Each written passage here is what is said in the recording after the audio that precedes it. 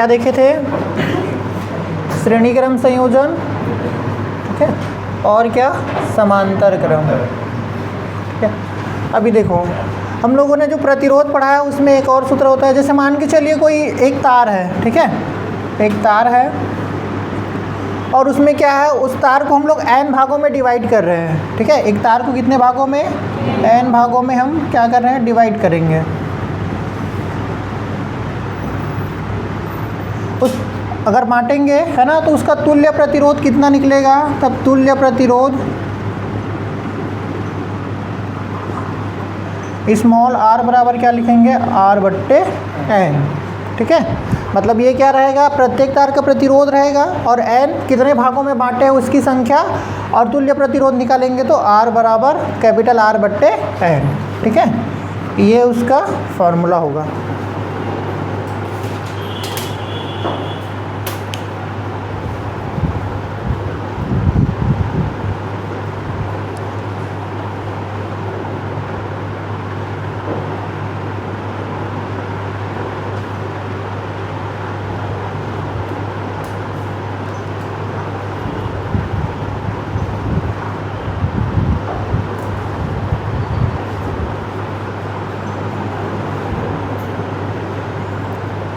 जैसे एक सवाल लिखना, R प्रतिरोध के एक तार को, कैपिटल R है ना, कैपिटल R प्रतिरोध के एक तार को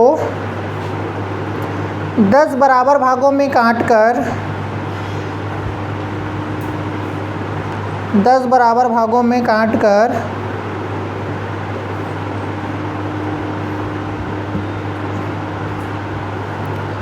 समांतर क्रम में जोड़ा गया है।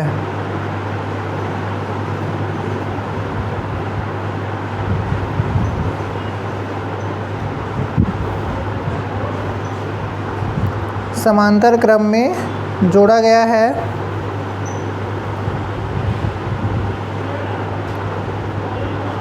इन संयोजन का प्रतिरोध कितना होगा?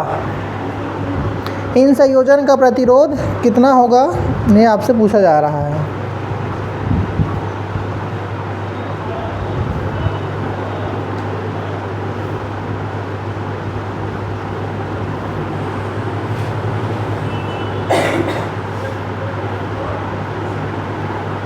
देखो सबसे पहले कितने भागों में बांटा गया है, तो n बराबर क्या हो जाएगा? 10। तो तुल्य और सभी का प्रतिरोध क्या माने हैं? R माने, तो ये क्या आ जाएगा? R/10। ठीक है, अब क्या बोला जा रहा है? इसको हमको इसमें जोड़ना है, समांतर क्रम में जोड़ना है। ठीक है, समांतर क्रम में जोड़ना है। समांतर क्रम का मतलब क्या हो जाएगा? समांतर क्रम में कैसे जोड़ते हैं? 1/R बराबर 1/R जोड़ते हैं, है ना, ऐसे ही जोड़ते हैं, है ना। और इसको कितने बार जोड़ोगे? 10 बार जोड़ोगे, है ना। तो क्या आ जाएगा ऊपर में? 10/R आएगा। 10 बार जोड़ोगे तो सभी का एलसीएम R आ जाएगा और एक एक पूरा 10 बार जुड़ जाएगा, तो कितना आ जाएगा? 10/R। तो यहाँ से R का मान कितना आ जाएगा? इसको देखो, यहाँ पे R मान लो, इसको RP ले लेते हैं ना, पैरेलल समांतर क्रम है तो, ठीक है। इसको पलट रहे हैं तो इधर भी क्या हो जाएगा? पलट जाएगा। तो यहाँ से क्या हो जाएगा? RP बराबर क्या हो जाएगा? देखो स्मॉल r का मान कितना है? R/10 और नीचे में पहले से क्या है? 10। तो ये क्या हो जाएगा? R/100 और R/100 का मतलब हो जाएगा 0.01 R।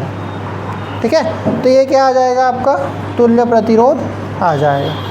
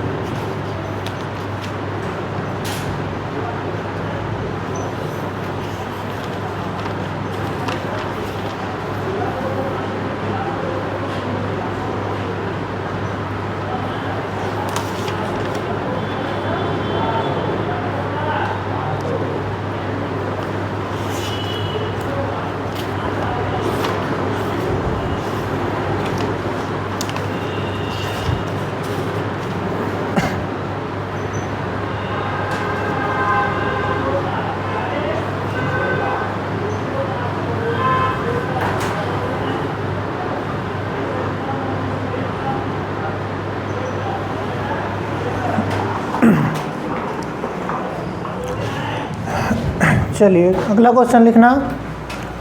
इन बंद हो गया क्या? एक तांबे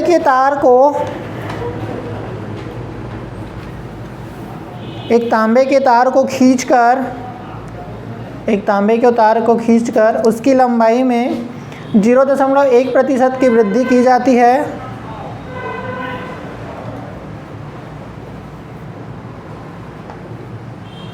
जीरो दशमलव 1% की वृद्धि की जाती है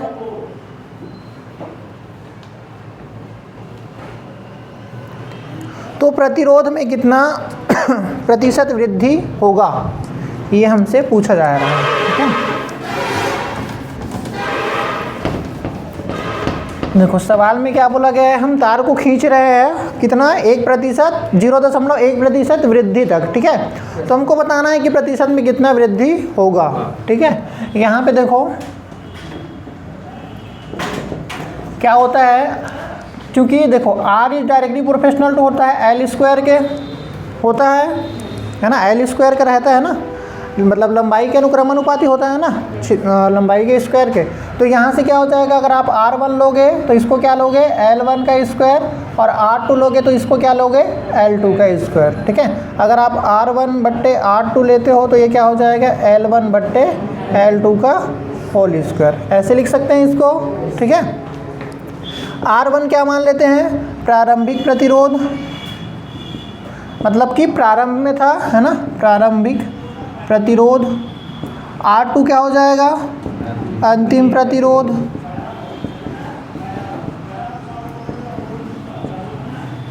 और L1 क्या हो, L1 को मान लेते हैं तार की प्रारंभिक लंबाई,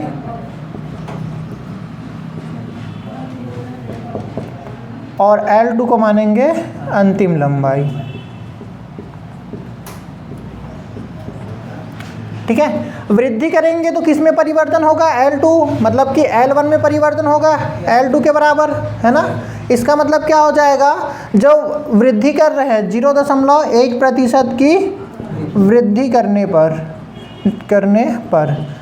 L2, ठीक है, L2 मतलब कि L1 पहले कितना था, L1 अपने आप में क्या था 100% था। ठीक है, मतलब कि जो L1 का मान है वो अपने आप में कितना था 100% था, उसमें हमने कितने प्रतिशत की वृद्धि कर रहे हैं 0.1 की, मतलब कि ये क्या हो जाएगा 1। अगर तुम उसको जोड़ दोगे, है ना, तो कितना आएगा, 0.1 को 100 में जोड़ोगे तो कितना आएगा, इतना आ जाएगा। ठीक है, देखो क्या होता है, जैसे मैंने उस दिन भी बताया था, कोई भी चीज़ अपने आप में कितना होता है 100%, और अगर तुमने उसमें कितना वृद्धि कर दिया 10% का वृद्धि कर दिया, इसका मतलब क्या हो जाएगा, वो 100 से 110% हो जाएगा, है ना। वैसे ही क्या हो जाएगा, जब तुम 0.1 का क्या कर रहे हो इसमें वृद्धि करोगे तो ये क्या हो जाएगा, इतना हो जाएगा, और ये क्या हो जाएगा L होगा ना आपका, है ना, L1, क्योंकि L1 क्या था अपने आप में 100% था, या आप L1 को यहाँ भी लिख सकते हो या इधर भी लिख सकते हो। ठीक है, प्रतिशत है इसलिए डिवाइड में क्या हो जाएगा 100, और ये 100 से ये 100 कैंसिल, तो L2 का मान कितना आ जाएगा 1.1 L1। ठीक है, लिखो इसको, तो गर्मी लग रहा है रे, बढ़िया हुआ हो गया।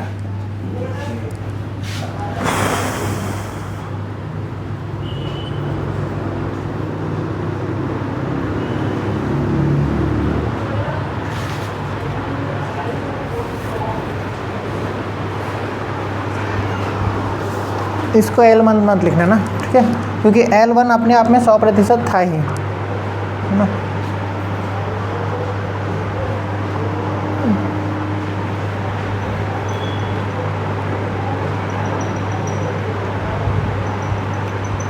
देखो ऐसे वृद्धि वाले को हम दो तरीके से बना सकते हैं। पहला क्या था, कोई भी चीज़ अपने आप में 100% था, उसमें वृद्धि करने पर इतना प्रतिशत। ठीक है, दूसरा क्या होता है, हम एडिशन भी कर सकते हैं। जैसे मान के चलिए जो L1 था, जैसे कोई भी चीज़ अपने आप में क्या था 100% था, ठीक है, या 0%, 0.1% को अगर हम वृद्धि करेंगे तो कितना आ जाएगा, बट्टे में 100 और इंटू में 100, तो 100 से 100 क्या हो जाएगा, कैंसिल हो जाएगा।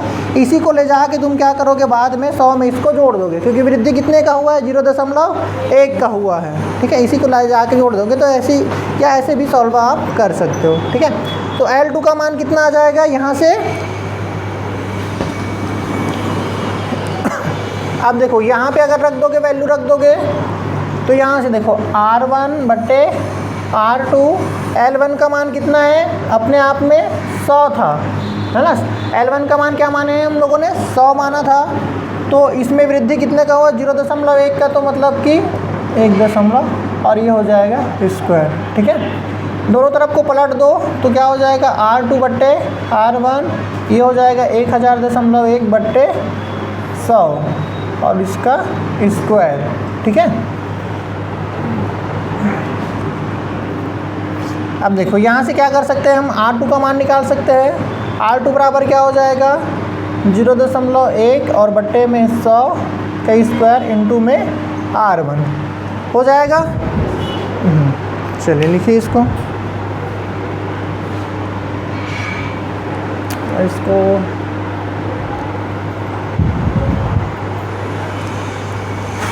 इसमें कैसे सॉल्व दिया गया है।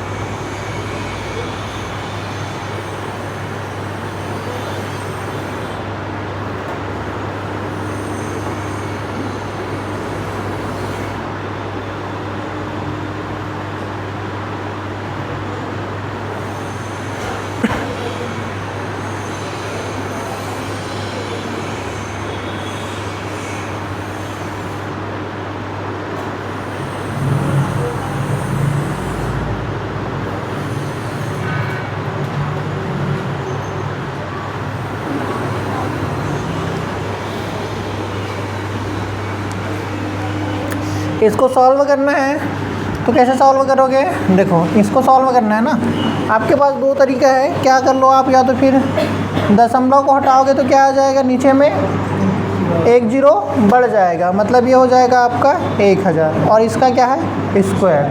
ठीक है, इसका मतलब क्या हो जाएगा, आप 1000 इंटू 1 और बट्टे में हो जाएगा 1000 इंटू 1000। ठीक है, इसका गुणा कर लो तो कितना आ जाएगा, देखो 1 एकम 1, कहाँ से 2000 आएगा रे, 1000 का 1000 से गुणा करेगा तो 2000 कहाँ से आएगा भाई। ठीक है, इसका स्क्वायर कर सकते थे, है ना।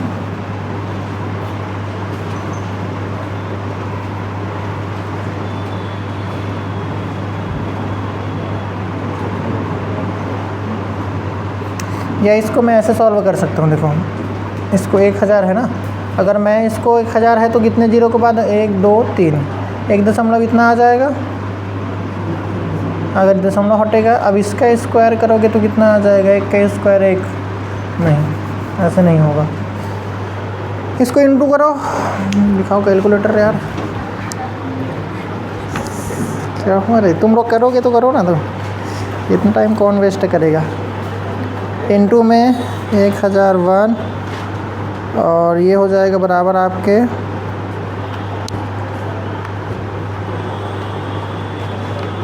ऊपर आपका आएगा 2 और 2 0 और 1। ठीक है, और नीचे में कितना आ जाएगा आपका 1000 इंटू 1000 बराबर आ जाएगा आपका, देखो 1 2 3 और 3 और। अब इसको तुम क्या करोगे, जब इसको तुम डिवाइड करोगे, है ना, तो बहुत ज़्यादा वैल्यू आ रहा है।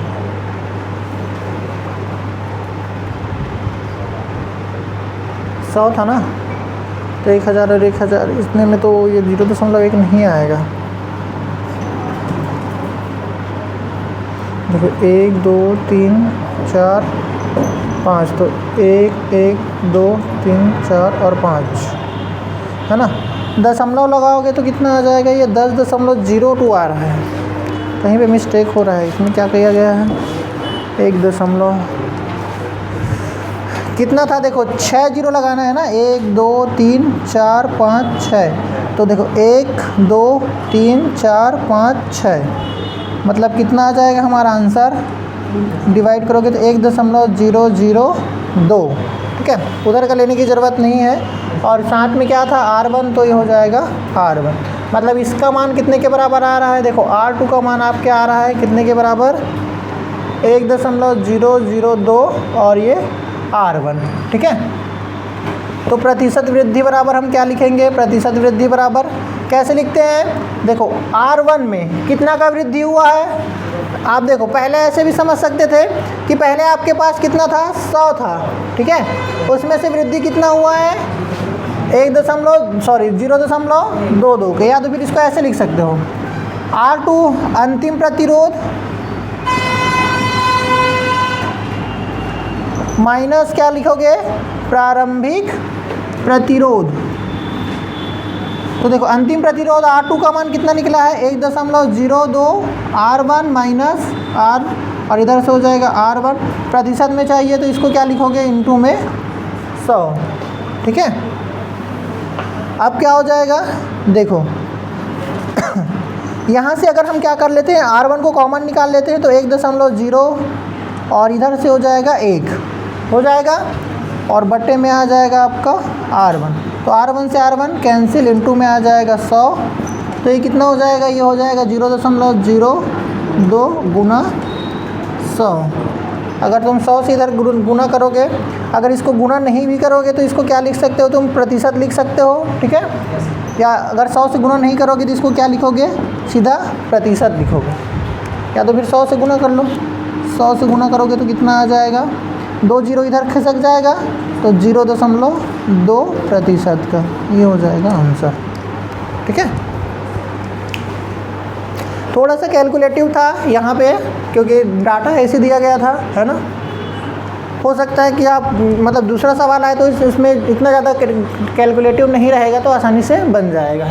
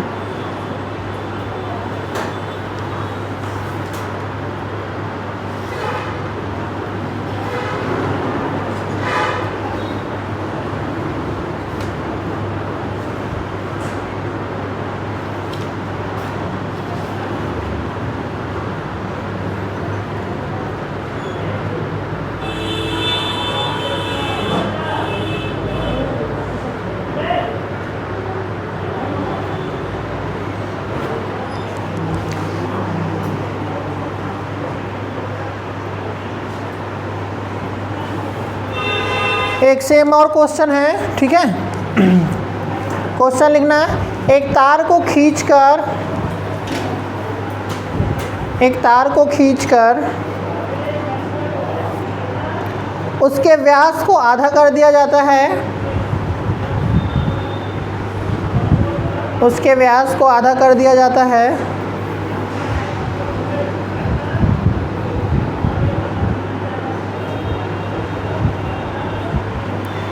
तो प्रतिरोध कितना गुना हो जाएगा, तो प्रतिरोध कितना गुना हो जाएगा।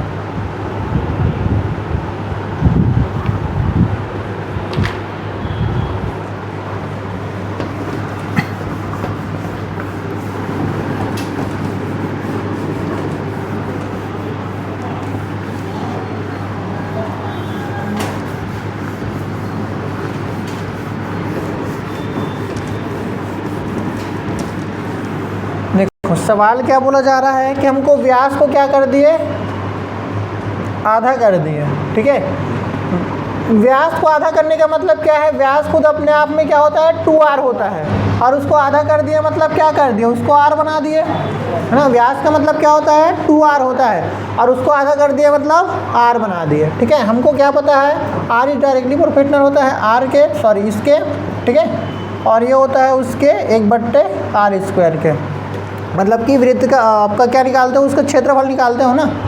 मतलब क्या रहता है, जो r का मान उसके क्षेत्रफल के व्युत्क्रमानुपाती होता है ना। तो यहाँ से क्षेत्रफल में तो पाई क्या आ जाएगा, आपका कांस्टेंट वैल्यू आ जाएगा। तो डिपेंड किस पर करेगा, केवल और केवल r पर।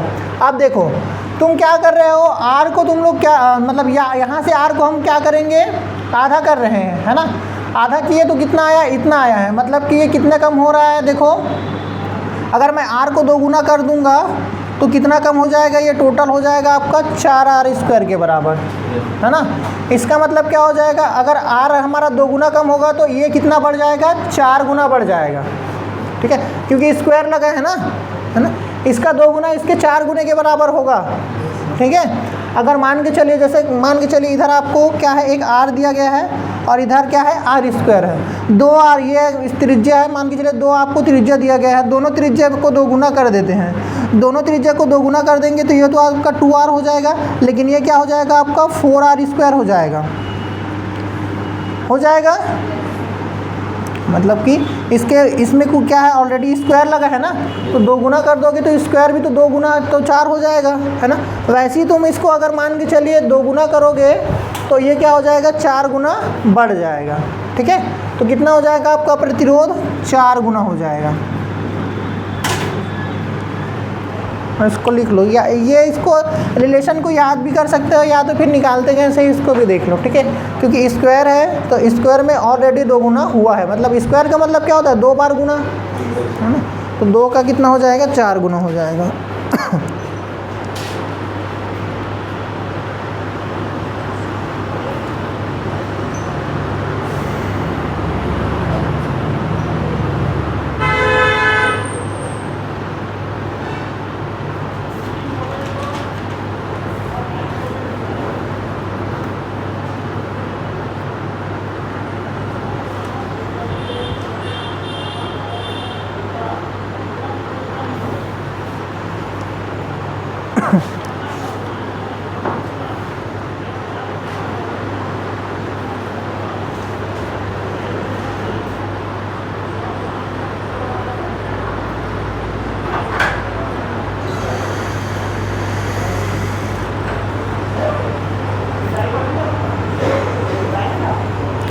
एक सवाल लिखना, 100 सेंटीमीटर लंबे तार का व्यास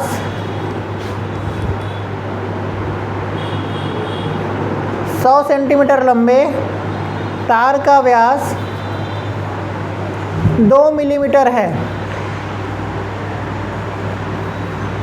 2 मिलीमीटर है। यदि उसका प्रतिरोध 0.7 ओम है, 0.7 ओम है,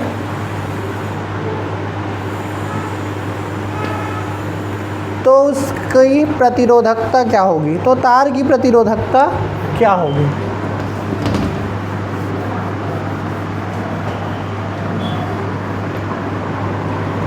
तार की प्रतिरोधकता क्या होगी, ये आपसे पूछा जा रहा है, ठीक है।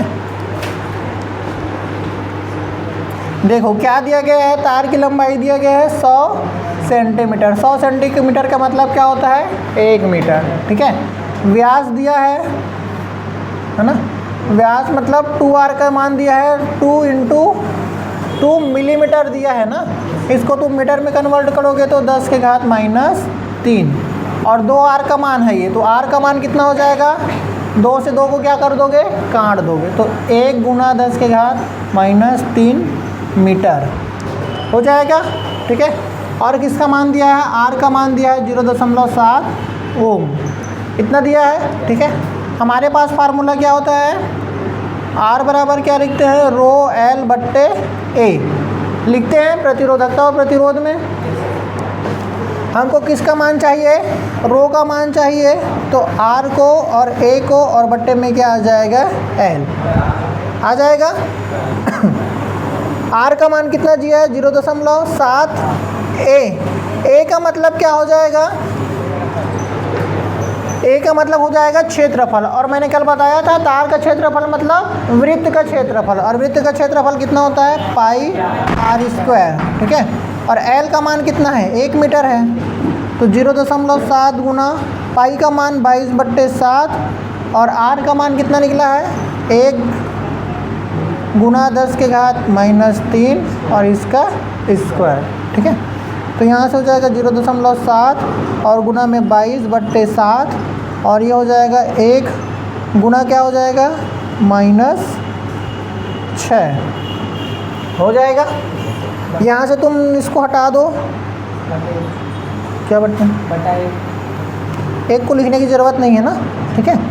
7 बट्टे क्या हो जाएगा ये 10 हो जाएगा और इधर से 22/7 हो जाएगा। अब 1 को भी लिखने की ज़रूरत नहीं है, -6। 7 से काटो 7 को और इसको काटोगे तो कितने बार में चला जाएगा, देखो 2 से काटो 5 बार में, 2 से काटो 11 बार में, तो 11/5 और गुना में 10 के घात -6। इसको भाग दो कितने बार में जाएगा 2.2 बार में, ठीक है, और गुना 10 के घात -6 ओम मीटर, है ना।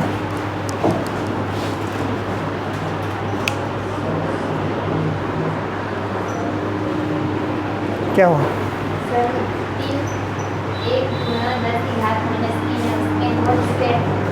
हाँ, तो इसका 1 का स्क्वायर करोगे तो 1 ही आएगा ना। स्क्वायर में कैसे करते हैं, तो देखो m के पावर n है और इसमें तुम p का गुना करोगे तो क्या लिखोगे m n p लिखते हो ना, मतलब पावर का इसके साथ में गुना होगा ना।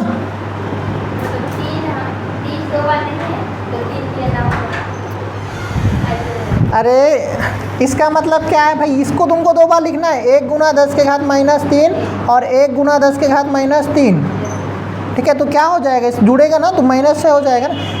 3 के ऊपर में थोड़ी ना है, अरे पूरे के ऊपर में है। 3 के ऊपर में रहता है तो हम 3 को 2 बार लिखते हैं ना, ये तो पूरे के ऊपर में है ना, तो पूरे के ऊपर में मतलब घातांक का नियम लगेगा ये वाला, ठीक है।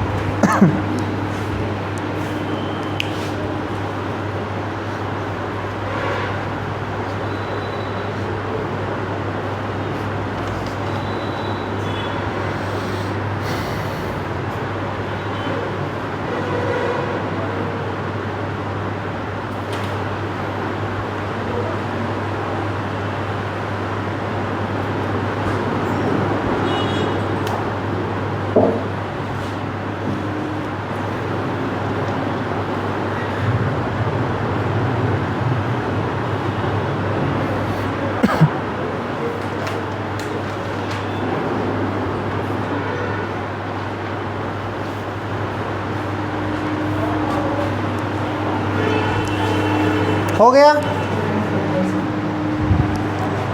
इसके बाद लिखना विद्युत वाहक बल।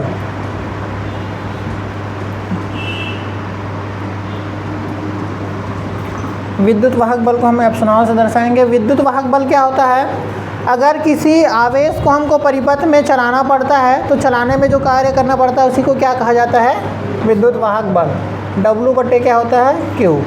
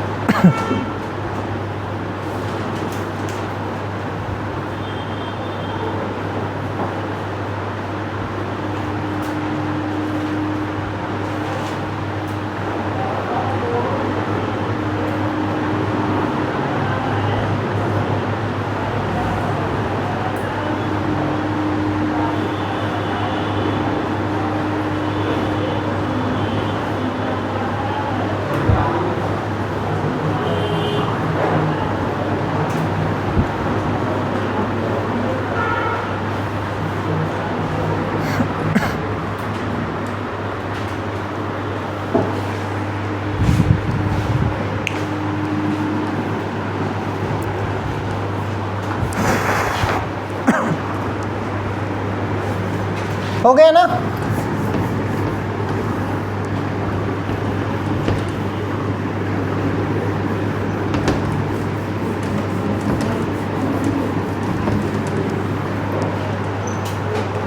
अब देखना आंतरिक प्रतिरोध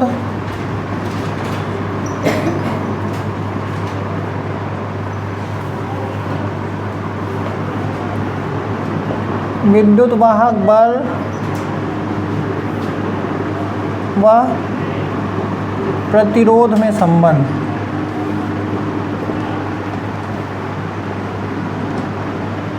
देखो क्या हो जाएगा, ये एक परिपथ मान लेते हैं, ठीक है। यहाँ पे एक आपका R प्रतिरोध है, ठीक है, अंदर में एक स्मॉल r है, ठीक है, आंतरिक प्रतिरोध, और यहाँ पे आपका विद्युत वाहक बल। डायग्राम कैसे है, अच्छा ये यहाँ पे तो कुंजी जुड़ा है, ठीक है, और यहीं पे आपका विद्युत वाहक बल है। इस टाइप का है डायग्राम मान लेते हैं, ठीक है। तो हमको क्या देखना है, इसमें प्रतिरोध देखना है, मतलब इन तीनों में संबंध देखना है, ठीक है। तो कुल धारा बराबर हम क्या लिखेंगे, कुल विद्युत वाहक बल बटे कुल प्रतिरोध ना। कुल धारा लिखना है कि कुल प्रतिरोध लिखना है, हाँ ठीक है, धारा लिखना है।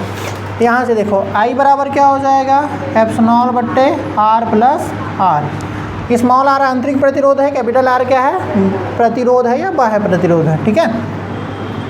यहाँ से परंतु I बराबर हम क्या लिखते हैं, V बट्टे R। तो यहाँ पे लिख दो V बट्टे R बराबर क्या हो जाएगा, एप्सिलॉन बट्टे R प्लस R, ठीक है। इसको इधर भेज दो तो क्या हो जाएगा, R प्लस R और इंटू में V बट्टे R बराबर एप्सिलॉन। ये इसको इधर भेज दो तो R प्लस R और बराबर क्या हो जाएगा, देखो एप्सिलॉन इंटू R और बट्टे में आ जाएगा V, ठीक है। ये ऊपर जाएगा और ये नीचे जाएगा। स्मॉल r का मान निकालना है तो क्या करेंगे, R बट्टे V और ये हो जाएगा माइनस का R, ठीक है। चाहो तो R को कॉमन निकाल सकते हो, तो R कॉमन निकल जाएगा तो एप्सिलॉन बट्टे V माइनस 1। इससे हम क्या निकाल सकते हैं, आंतरिक प्रतिरोध का हमारे पास फॉर्मूला बनता है, ठीक है।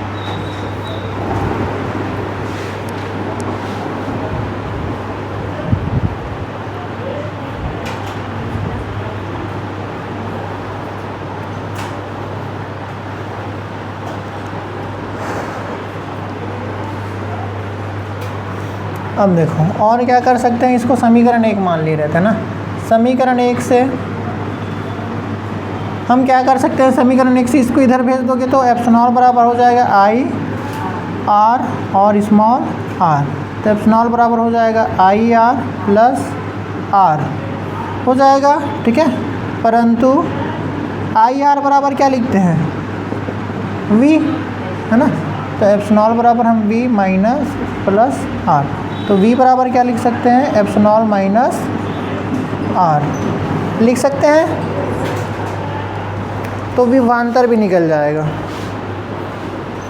अच्छा एक मिनट ना, यहाँ पे भी तो I का गुना हो जाएगा ना, तो यहाँ पे भी क्या हो जाएगा, I R हो जाएगा, यहाँ पर भी क्या हो जाएगा, I R। अब I में भी संबंध है, विद्युत वाहक बल में भी संबंध है और विभवांतर में भी संबंध है, ठीक है।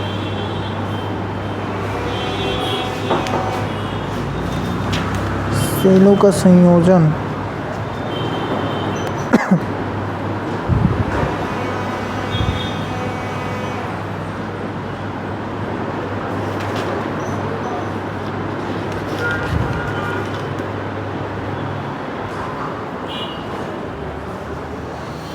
सेलों का संयोजन तो शायद नहीं है आप लोग के सिलेबस में, है ना।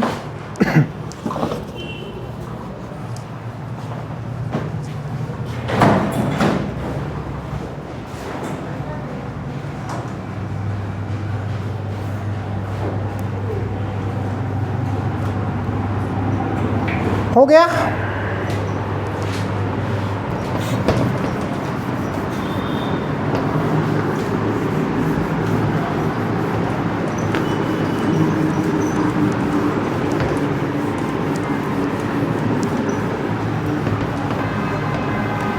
आज तुम लोग टेस्ट दिलाना, ठीक है, हाँ आज उस दिन का बोला था ना, तैयारी कर ली हो नहीं? हाँ। आप देखते हैं किरचॉफ का नियम, कहीं पे किरचॉफ लिखा रहता है, किरचॉफ लिखा रहता है, ठीक है। क्या होता है नियम? दो नियम है इसके, है ना। बोलो पहला नियम क्या होता है? हैं? तो उसको पूरा परिभाषा बोलो ना। ठीक है, चलो संधि का नियम कहते हैं इसको। क्या होता है संधि का नियम में? किसी संधि की ओर आने वाली धारा को ऋणात्मक और संधि से बाहर जाने वाली धारा को क्या मानते हैं? ऋणात्मक। आने वाले को धनात्मक और जाने वाले को ऋणात्मक। और कुल योग कितने के बराबर होता है? 0 के बराबर होता है। यही होता है ना, ठीक है। इसको क्या कह सकते हैं? किसी संधि पर मिलने वाली कुल धाराओं का बीजगणितीय योग क्या होता है? 0 होता है। मतलब इस नियम के अनुसार जो हमारा बीजगणितीय योग है वो कितने के बराबर होता है? 0 के बराबर होता है, ठीक है। जैसे ये एक संधि है, ठीक है। यहाँ से एक धारा, यहाँ से एक धारा, यहाँ से इधर और इधर 5 हुआ क्या, और एक 6। मान लेते इधर से धारा आ रहा है I1, इधर धारा जा रहा है I2, इधर आ रहा है I3 और इधर आ रहा है आपका I6। और ये कितना हो जाएगा आपका? ये 3 आ रहा है ना, तो 3 जा रहा है I5 और ये हो जाएगा आपका I4, ठीक है। यही हो जाएगा। तो इसका मतलब क्या हो जाएगा? देखो संधि की ओर आने वाले को क्या लेते हैं? संधि की ओर आने वाली धारा को क्या लिया जाएगा? धनात्मक, ठीक है। और संधि से बाहर जाने वाली को, संधि से बाहर की ओर, तो ये क्या आ जाएगा? ऋणात्मक, मतलब कि -V, ठीक है। तो संधि की ओर कौन कौन आ रहा है? देखो I1 और प्लस I3 और प्लस I6। जा कौन रहा है बाहर? I2 जा रहा है, I4 जा रहा है और I5 जा रहा है। और इसका बीजगणितीय योग कितने के बराबर होता है? 0 के बराबर होता है। तो I1 plus I3 plus I6 बराबर हो जाएगा I2 plus I4 plus I5 के। मतलब कि आने वाली कुल धारा बराबर होगा संधि से बाहर जाने वाली की। मतलब कि कुल बीजगणितीय योग इसके कितने के बराबर होगा? 0 के बराबर होगा।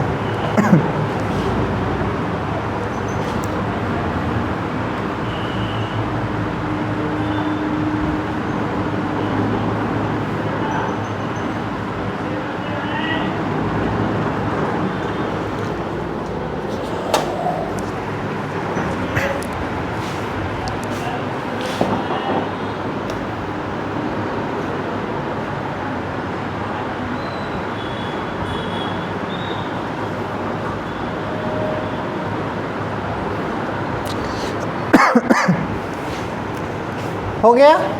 दूसरा नियम क्या है जिसको हम क्या कहते हैं? पास का नियम या लूप का नियम, ठीक है। इसके अनुसार क्या होता है? समेशन ऑफ, और ये हो जाएगा आपके RIR के। मतलब कि किसी भी बंद विद्युत परिपथ में, ठीक है, कुल विद्युत वाहक बलों का बीजगणितीय योग किसके बराबर होता है? उसमें बहने वाली धारा और उसके संगत R के गुणनफल के बीजगणितीय योग के बराबर, ठीक है। धारा और R का गुणनफल और इसका क्या है? बीजगणितीय योगफल। ये सिग्मा क्या दर्शाता है? बीजगणितीय योगफल, ठीक है। हिंदी में लिखना है तो लिख लो। क्या होता है? किसी विद्युत परिपथ में बहने वाली धारा, किसी विद्युत परिपथ में कुल विद्युत वाहक बल का बीजगणितीय योग किसके बराबर होता है? उस परिपथ में बहने वाली धारा और उसके संगत प्रतिरोध के गुणनफल के बीजगणितीय योगफल के बराबर होता है, ठीक है। या आप इसको डायरेक्टली लिख सकते हो।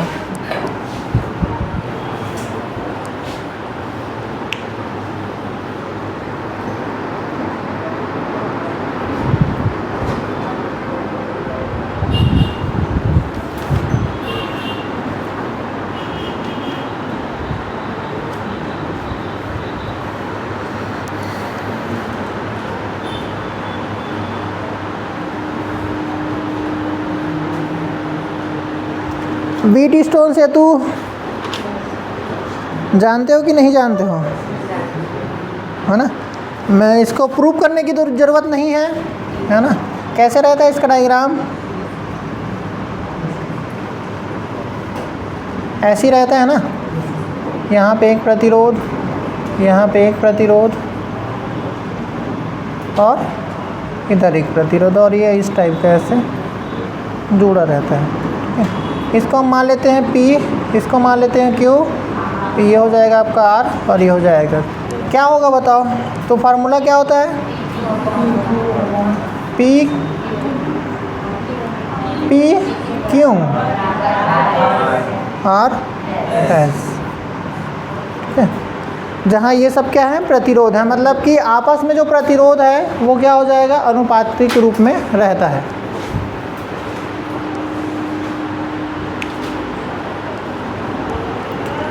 ये R होगा ना, 1 मिनट, इसको R मानना है तो इसको S मानना है, लाइन से लिखना है।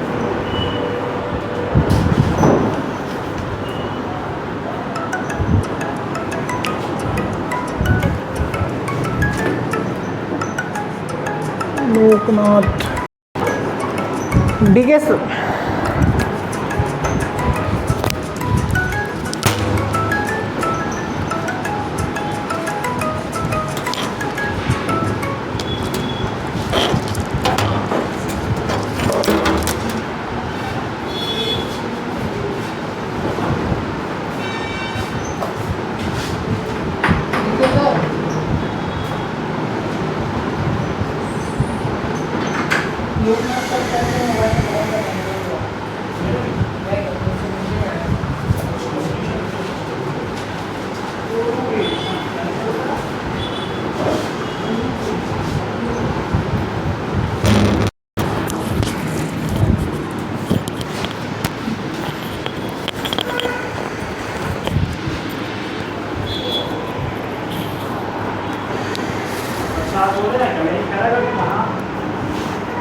हो गया। इस रिलेशन को याद रखना ना, ठीक है। हमको प्रूफ करने की ज़रूरत नहीं है क्योंकि प्रूफ तो नहीं आने वाला है। अब लिखना मीटर सेतु,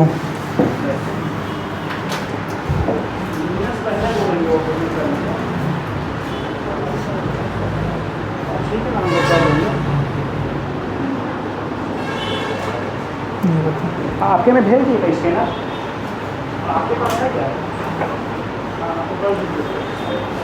डायरेक्टली फार्मूला निकाल रहे हैं ना। R बराबर होता है R 100 माइनस L और बट्टे में L, ये मीटर सेतु का फार्मूला है।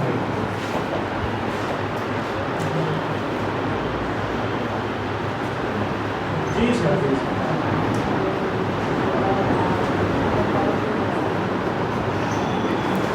R क्या है, दिया गया प्रतिरोध रहेगा, ठीक है। S क्या रहेगा, अज्ञात प्रतिरोध रहेगा। S बराबर क्या लिखोगे, अज्ञात प्रतिरोध, जिसका मान हमको क्या करना होगा, निकालना होगा। L आपका क्या हो जाएगा, मीटर, मतलब कि क्या हो जाएगा, सेतु की लंबाई।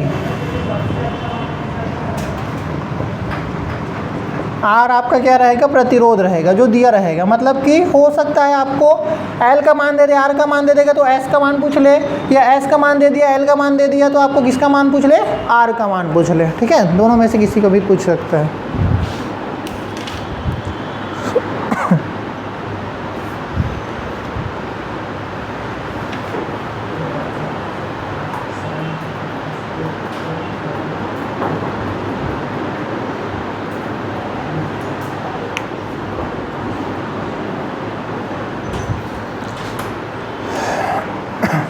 अब लिखना मीटर सेतु की सहायता से, मीटर सेतु की सहायता से तार की प्रतिरोधकता ज्ञात करना।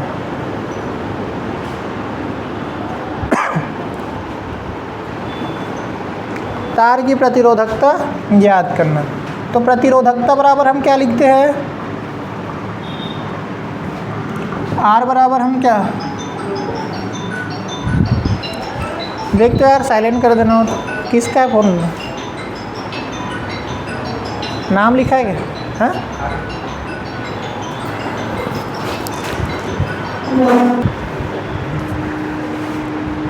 प्रतिरोधकता बराबर हम क्या लिखते हैं, क्या लिखते हैं हम,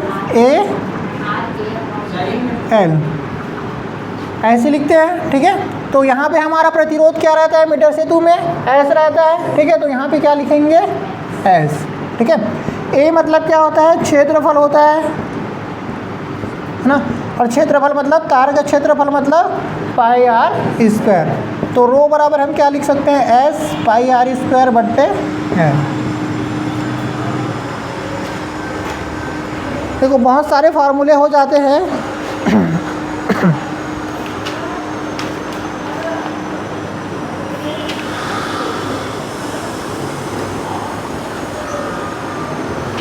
अभी इधर विभव मापी बच्चा ही है।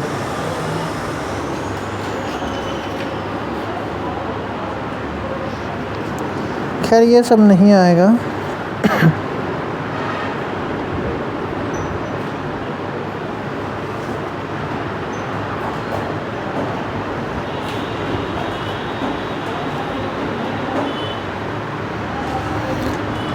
चलो अब सवाल करते हैं, है ना। एक बार जितना भी फार्मूला है रिवाइज कर लो आप लोग।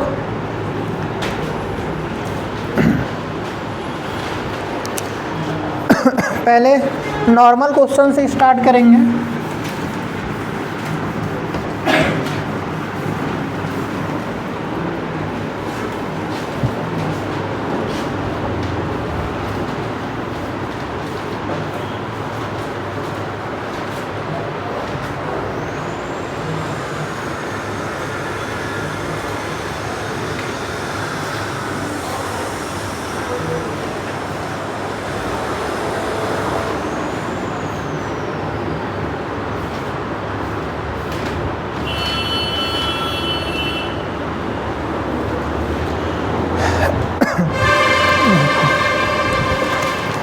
सबसे पहले प्रतिरोध वाला फार्मूला रिवाइज कर लो। ठीक है, प्रतिरोध, प्रतिरोधकता और प्रतिरोध ताप गुणांक।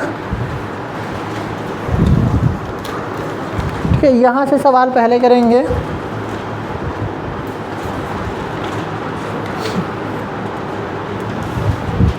जैसे क्या क्या होता है आप प्रतिरोध का फार्मूला क्या लिखते हो, V बट्टे I लिखते हो, है ना। और प्रतिरोधकता बराबर क्या लिखते हो, RA बट्टे L, यही लिखते हो, है ना। और ताप गुणांक का फार्मूला क्या लिखे थे, ताप गुणांक का फार्मूला क्या लिखे थे, R बराबर लिखे थे R0, और ये क्या लिखे थे 1 प्लस ART, है ना।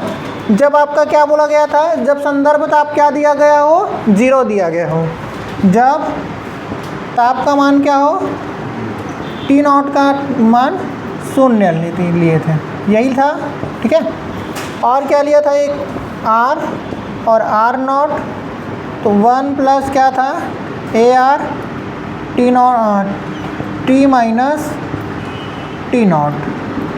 ठीक है, जहाँ R0 को क्या कहे थे, संदर्भ ताप बोले थे, और R0 और T0 ये संदर्भ ताप था, और ये संदर्भ ताप पर क्या था, प्रतिरोध का मान था। ठीक है, इस फार्मूले से हमको सवाल देखना है। ठीक है, तो पहला सवाल लिखना आप लोग, एक तार को खींचकर उसकी लंबाई एक तार को खींचकर उसकी लंबाई n गुनी कर दी जाती है।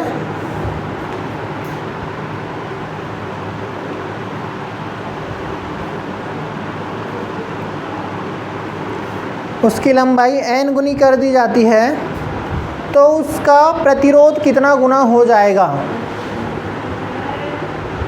अभी जस्ट किए थे ऐसे ही सवाल। ठीक है, हमारे पास फार्मूला क्या होता है, हम जानते हैं कि जो R1 लेते हैं वो डायरेक्टली प्रोपोर्शनल होता है L1 स्क्वायर के, और R2 लेते हैं वो डायरेक्टली प्रोपोर्शनल हो जाता है L2 स्क्वायर के। तो R1 और R2 बराबर हम लिखते हैं L1 बट्टे L2 का होल स्क्वायर। ठीक है, हम क्या कर रहे हैं, जो L2 है उसको हम n गुना कर रहे हैं खींच कर, यही होगा ना। पहले वो क्या था, L1 था, अंतिम में क्या है, देखो अंतिम में L2 है, वो कितने के बराबर, उसको L2 को कितने के बराबर कर रहे हैं, n गुना कर रहे हैं, तो पहले का n गुना यही होगा। पहले कितना था, L1 था, उसका n गुना कितना हो जाएगा, n L1 हो जाएगा। ठीक है, यहाँ पर अगर तुम क्या रखोगे, मान रख दो, तो L1 बट्टे n L1 का होल स्क्वायर हो जाएगा।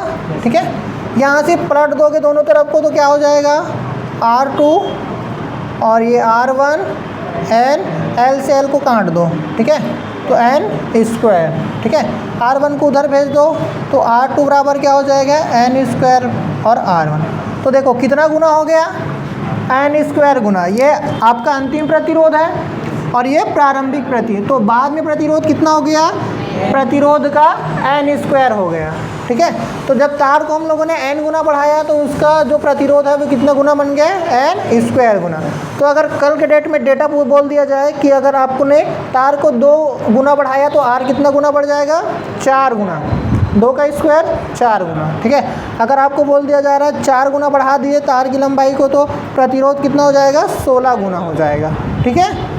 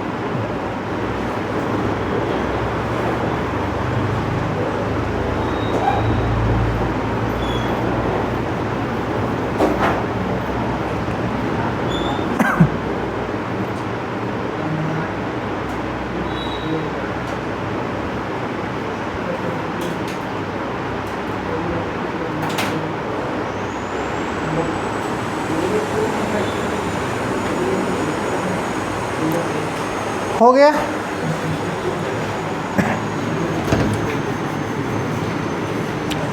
चलो अगला सवाल लिखना।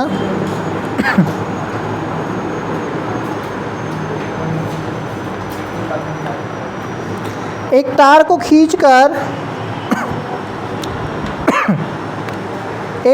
खींचकर उसकी त्रिज्या पहले की त्रिज्या की आधी कर दी जाती है।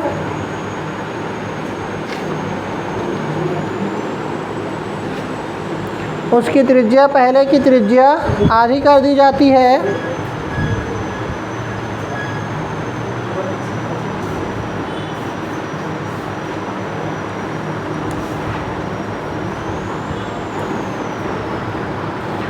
तो उसका प्रतिरोध पहले के गुना में कितना हो जाएगा, तो उसका प्रतिरोध पहले के गुना में कितना हो जाएगा, ये आपसे पूछा जा रहा है।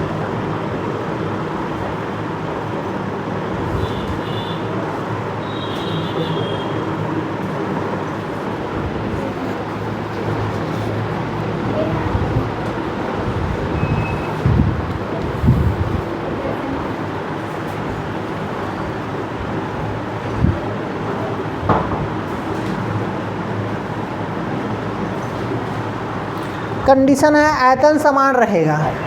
ठीक है, मतलब कि जो तार का या त्रिज्या का जो भी आयतन है वो क्या है, समान है। उस कंडीशन में आपको बताना है। तो देखिए जब आयतन समान रहेगा, है ना, तो उस कंडीशन में हम क्या लिख सकते हैं, A1 L1, ठीक है, बराबर ले सकते हैं हम, क्या ले सकते हैं आपका A2 L2 के। ठीक है, हम क्या ले सकते हैं, A1 और A बराबर क्षेत्रफल, L आपका लंबाई है। ठीक है, A2 क्या है, क्षेत्रफल है, और वो क्या आपका मतलब ये आपका प्रारंभिक और ये वाला आपका अंतिम। ठीक है, A बराबर हम क्या लिख सकते हैं, देखो A1 बराबर हम लिख सकते हैं पाई R1 का स्क्वायर। ठीक है, और ये हो जाएगा आपका L1। A2 बराबर क्या लिख सकते हैं, पाई R2 का स्क्वायर। ठीक है, और ये हो जाएगा आपका L2। पाई 1 और पाई को क्योंकि एक ही तार की ले रहे हैं, मतलब कांस्टेंट है ना, तो पाई 1 और पाई 2 नहीं लेंगे, ठीक है। अब देखो यहाँ से क्या हो जाएगा, पाई से पाई को क्या कर दोगे, कैंसिल कर दोगे। अगर तुम इसका अनुपात निकालोगे L1 अनुपात L2, ये इसको इधर ले आए तो इसको इधर भेज दो, तो क्या हो जाएगा R2 स्क्वायर और ये हो जाएगा R1 का स्क्वायर। तो L1 बट्टे L2 बराबर क्या हो रहा है, R2 बट्टे R1 का होल स्क्वायर, यही होगा, ठीक है। हमको क्या निकालना है, प्रतिरोध। प्रतिरोध बराबर क्या लिखते हैं हम, L का स्क्वायर, ये लिखते हैं, ठीक है। इसको R1 मान लोगे तो इसको क्या मान लोगे, L2, ठीक है। और ये क्या हो जाएगा आपका,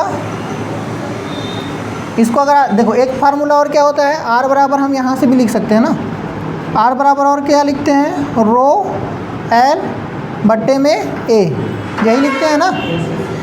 तो यहाँ से भी तुम चाहो तो इसको भी कैंसिल कर सकते हो, है ना। जैसे यहाँ से हम क्या लिख सकते थे, देखो इसको R1 मान लेता हूँ तो इसको ये हो जाएगा आपका रो L1 A1, इसको R2 मान लोगे तो ये क्या हो जाएगा, रो L2 A2 हो जाएगा। इसमें अगर अनुपात लोगे तो क्या हो जाएगा, R1 R2, R1 का मान क्या है, देखो R1 का मान ये वाला वैल्यू है, तो रो L1 बटे में A1, ठीक है। R2 का मान क्या है, ये वाला वैल्यू है, तो रो L2 और A2।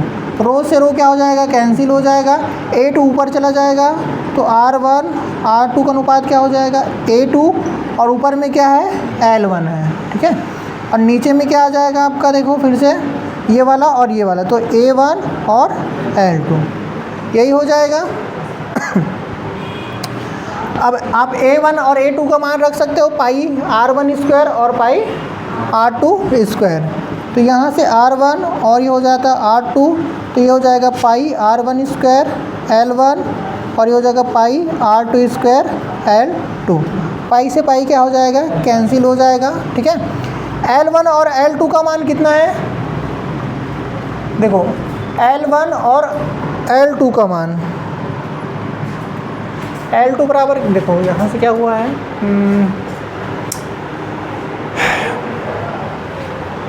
अगर यहाँ पे हम L1 रखेंगे तो R स्क्वायर और R स्क्वायर तो कैंसिल हो जाएगा।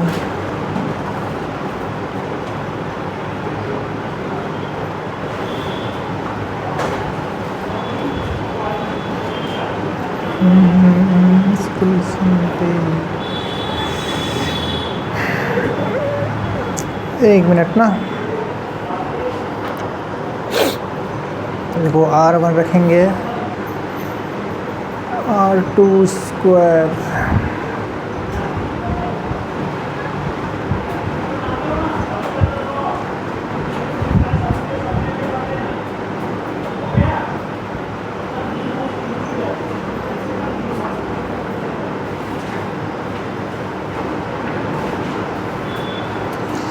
मेरे को देखना तो ना, कुछ गलती हो रहा है क्या। पाई L1 R2 और मान रखने पर